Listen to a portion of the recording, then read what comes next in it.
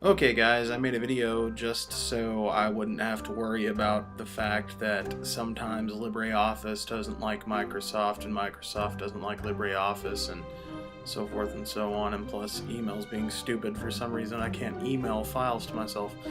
Anyway, this presentation is on Giorgio Strehler.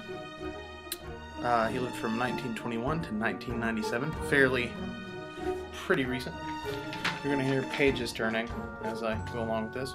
Anyway, he founded the Piccolo Teatro di Milano theater in 1946 with Paolo Grassi, his manager associate until the 70s. It was the first permanent repertory company in the country along the lines of the Moscow Art Theater, breaking with Italy's Mattatore tradition of theater led by a star actor / manager.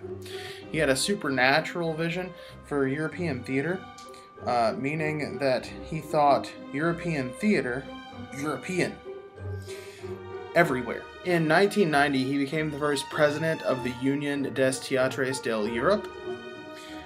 He also introduced Sellecrau, Gorky, Buckner, and Toller to Italian spectators. His greatest revelation was Shakespeare through Brecht, wherein he did the Tempest, and he did it in his own style, L'Illusion. That sounded way more French than Italian, but anyway, moving on. Themes found in Strehler's work were the interconnections between the illusions of life and those in theater. He also revived the commedia dell'arte style.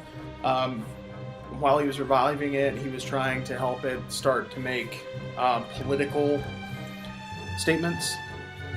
He revived Bertolazzi and Pirandello, and he found seductive lyricism treating such serious themes as human fragility and oppression in doing their works. He seemed to have in all of his works a purity of form, lightness of touch, and an emotional depth that hadn't been seen before him. L'Illusion, or the theatrical illusion, projects its cluster of ideas through subverted images. Strehler innovated actors doubling each other to create the illusion of mirror images. Does that sound familiar? The Tempest, the play of illusions in The Tempest, occurs on multiple levels simultaneously. Visually by such details as billowing silk for waves in the sea, physically by the balletic and acrobatic feats in the air, gesturally by ambiguity, where at one moment a savage is roughly carrying out archaic rituals, and then at another he has mannerisms of a handsome, urbane person. He liked these visuals and illusions on stage, and he thought that they definitely added something. His relationships and influences came from a lot of people, but two of the main people were Stanislavsky and Brecht. Strehler was viewed as Brecht's heir.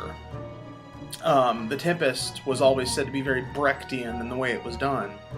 Brecht brought insights to Strehler. They actually knew each other and spoke to each other, and he brought insights to him through Italian culture. He would actually use cultural things that were going on to give Strehler ideas.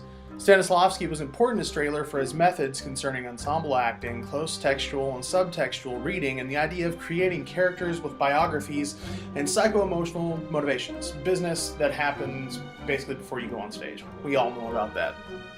Strehler binded together the dramatic and the epic theaters, Stanislavsky and Brecht.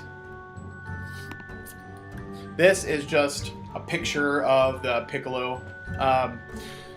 You'll see kind of in the L shape of the top, that's the outside, and those are a couple of smaller images of the inside. Anyway, yeah, that's my project on Strehler. Hope you guys enjoyed that. I almost ended it with Jesus Loves You and So Do I, as if this were a YouTube video. I guess I'll put it on YouTube. Anyway, I'll shut up now. Yeah.